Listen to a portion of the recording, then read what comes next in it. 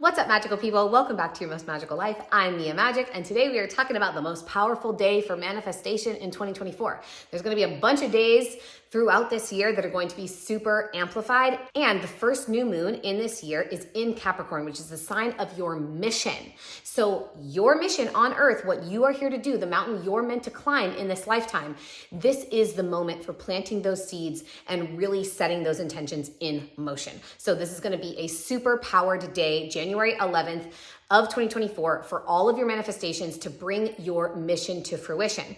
So if you would like to join me for a ritual on this day, January 11th at 10 a.m. PST, please make sure you click the link below because it is going to be very juicy. I'm super excited to be making some magic with y'all as we set off into the year of the dragon. And really what the interesting thing about Capricorn is during this time is that this is the great father energy. This is the archetype of the masculine in its builder, its creator. It's not like manager, but it's overseer of what we're doing. This is like our masculine energy, our masculine side. So we want to come into harmony and balance with our inner masculine, really look at how we relate to that great father energy, in particular within ourselves, but also in the way that it exists in the universe, right? So we've all been taught that God is, well, not all, but most of us, anyone who has any patriarchal religion, like Western society, the Middle East, like all over the place, most of us have been taught that God is a father who is punitive and shameful and just not very kind in general, is this like disembodied masculine energy that doesn't really care about us unless we behave a specific way. And if we do anything mostly that is like the fun kind of stuff, like have sex or whatever it is, eat meat on Fridays. Like, I don't know much about the religions, y'all know. I mean, I know the history of how they got to be the things that they are, but I don't really know what the rules are, to be honest. But they're all super fucking arbitrary and they don't really help us be who we want to be. They're not supportive for our magic, our power, our personal sovereignty in any way, shape, or form. And so what we really want to examine is how has this societal version of the great father, again, as like unkind, punitive, not a loving father, not a father who's really there for you, not a father who really supports you and is like super encouraging and is like there at every one of your games, you know, like cheering you on. How has that archetype of the father, sort of like the dark father, like very Darth Vader energy, how has that dark father infiltrated your mind and the way that you speak to yourself, the way that you speak to others?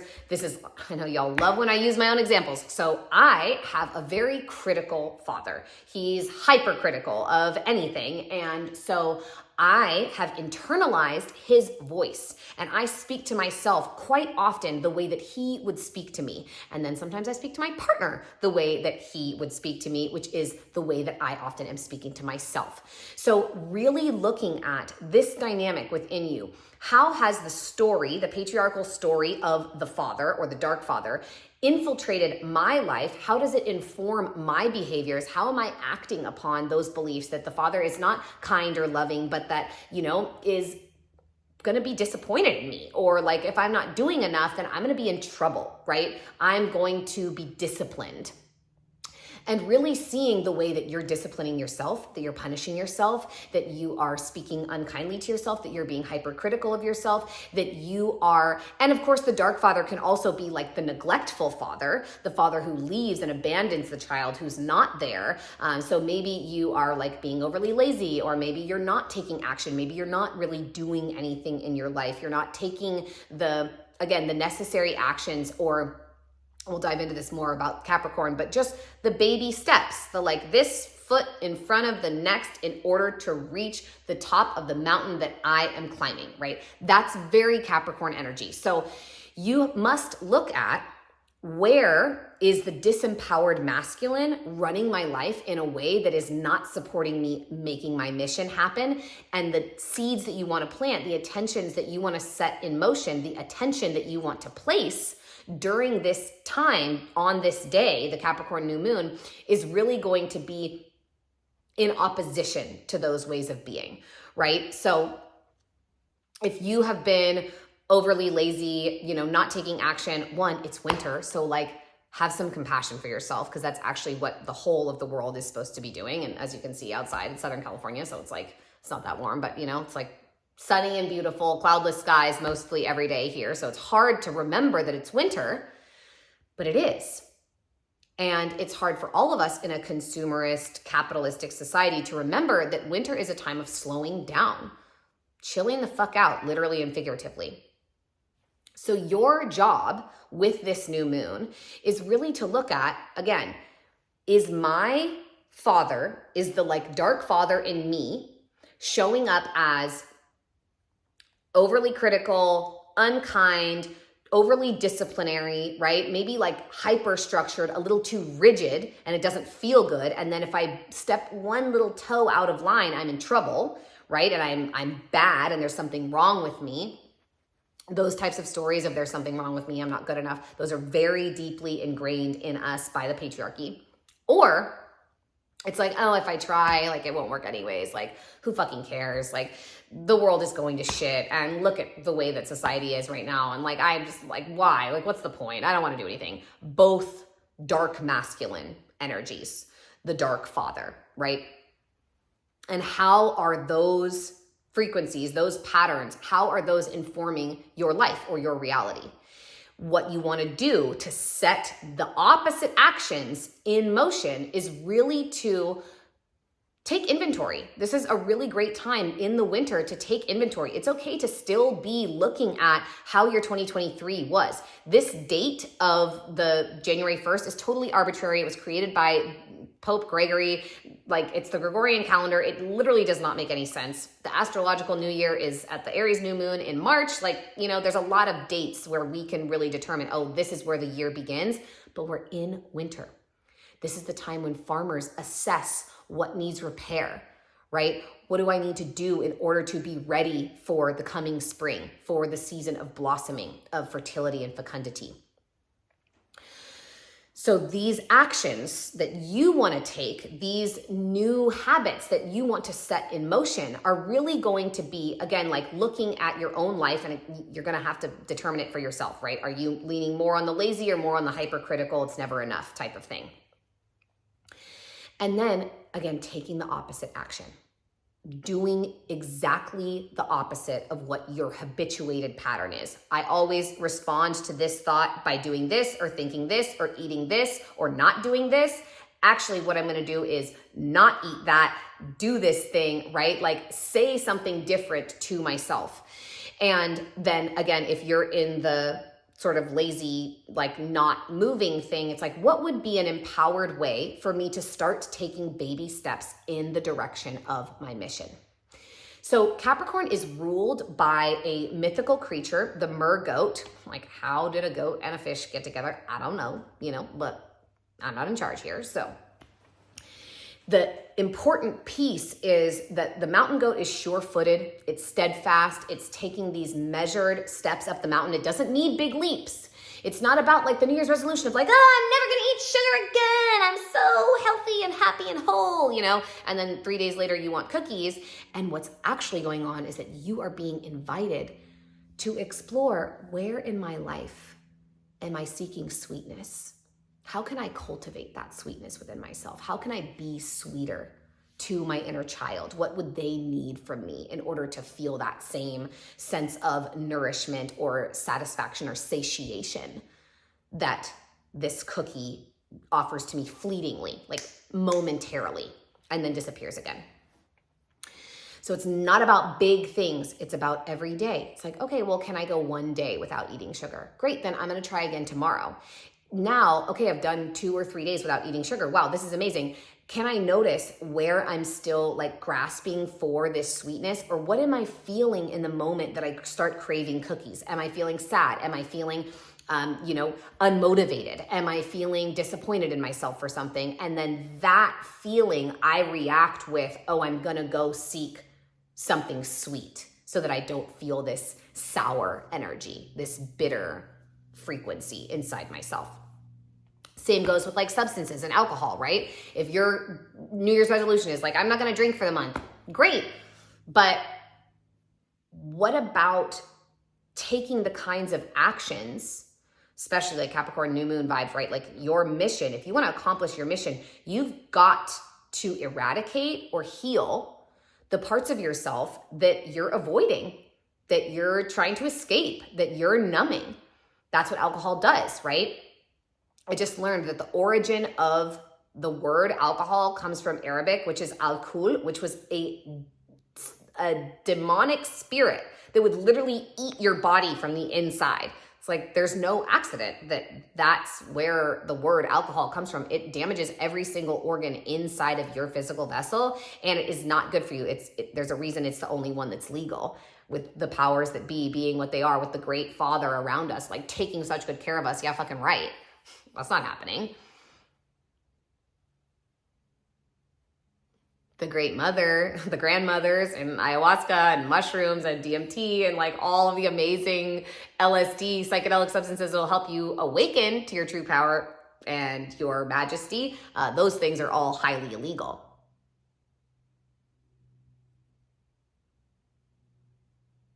Not an accident. Because the Dark Father is running our society. And it's time for all of us to reclaim the Great Father within ourselves. And we do that with the way that we talk to ourselves. We do that with the way that we take action. We do that with what kinds of action we are taking, what the actions are for. What are we building? Again, what is that mountain we're climbing with those small baby steps? Like steps every day. Little thing every day. This morning, I had a shitload of work to do. And I could have skipped my yoga. It was cold outside. Usually I do it outside. I was like, oh, if I do it on the snuggle puddle, I don't have my blocks and la la la la la. It's like, no, I'm going to do it anyways. Small actions. I'm going to start the day with the thing that I know that I need. That's what's best for me. Same with the food, and whatever it is for you, those are my things. And so the invitation with this opportunity to manifest today is not about a specific spell that you cast or really anything that is, again, like punitive or like, oh, it has to be X, Y, or Z. It's not about that. It's about you making a choice, making a different kind of choice. I love this statement. My partner always says this: hard choices, easy life. Easy choices, hard life. It's about making the harder choices that give you the kind of life that you desire. And that's the type of choice and action on this day, on January 11th, what you do on this day, the actions that you take, how you communicate to the universe and say, hey, this is what I'm available for. This is what I'm willing to look at. This is what I'm actually now open to finally seeing. I'm committed to stopping doing this one thing. And even if all I do on this day is try to understand why I'm still doing this and why it's been difficult to stop it, that is worthwhile. So of course, cast all the spells, come to my ritual. There is so much magic to be made on this day, but the best way to amplify or make these dreams, the dream of your mission, come to fruition, come into your reality, is again by taking the small steps. So every single part of that day, again, come to my ritual at 10 a.m., start the day, right? But every part of that day, what is the small step that I'm taking in the direction of my mission? This is very similar to augury. Some of you know that I practice augury, which is like doing on January 1st all of the things that you want to have happen during that year. It's very similar to that practice. It's like, okay, cool. I'm going to do a ritual. I'm going to eat really good food for myself. I'm going to speak kindly to myself. I'm going to, write this email to this one person that I've been thinking about because I know that they have some connection to something that I've been, dreaming into, but I haven't reached out because I was afraid, right? It's like that small. Send the email. Follow your intuition, which leads me to my other little thing. Y'all know that my book, Intuition, is coming out very, very soon. I'm so excited. I have a bunch of beautiful free bonuses for anyone who, including a chance to win one-on-one coaching with me, for anyone who pre-orders. So make sure you click that link below as well. Pre-orders are available until the book comes out on January 30th. And it's super, super, super supportive for first-time authors to have everybody ordering it ahead of time. So thank you so much for doing that in advance. And so really, y'all, the most important thing to do to amplify and manifest on this day is by bringing your physical and spiritual vessel into alignment with the Great Mother and the Great Father. That's what this time is all about. And of course, this isn't Cancer season. The full moon was in Cancer. So that like Great Mother energy was kind of like closing out one of the ways that you're not nourishing yourself, that you're not in your creative flow, that you're really seeking and needing healing, right? This is all plays into what we're working with here. And now as we've gleaned that information from the end of 2023 and moved into 2024, it is about your action. It is about how and what you're building, but it's about doing it from the energy, again, of the Great Father, not the Dark Father. So just examining what that would look like. How could I talk to myself in a way that would motivate me, that would actually inspire me to get things done? That is what you want to be doing, and taking actions aligned with those types of statements, affirmations, encouragement, in order to rewrite your personal narrative, to literally be able to manifest your mission. Y'all know, like, this is my mission.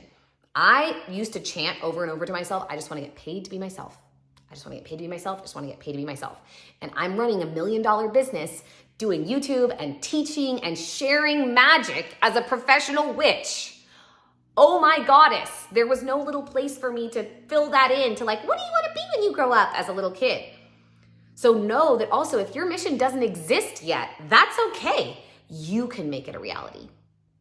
And that's what this world desperately needs, y'all. That's the energy of the Great Mother. That is the true frequency of the Great Father, is like, I will support you no matter what.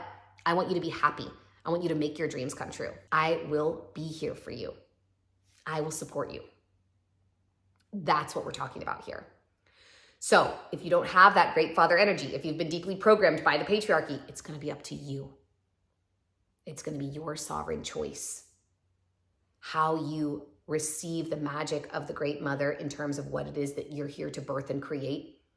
And you give that highest iteration of the Great Father, you give him permission within yourself. You let him take over from that Darth Vader vibe. No, we're not doing that. I believe in myself. I support myself.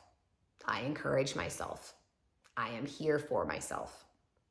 And every day I am taking steps in the direction of my mission, starting at the very least on January 11th. So thank you all so much for joining me. I hope to see you at my ritual again on January 11th at 10 a.m. PST. Make sure you pre-order Intuition down below. Thank you all so much for being here. And one other small request that I have is please subscribe to my channel if you're watching this. YouTube is so great. It's not like gonna bombard you, but subscribing really helps creators like me. So make sure you like and comment on this video and subscribe to Mia Magic. As always, it is truly my greatest, deepest honor and pleasure to welcome you to your most magical life.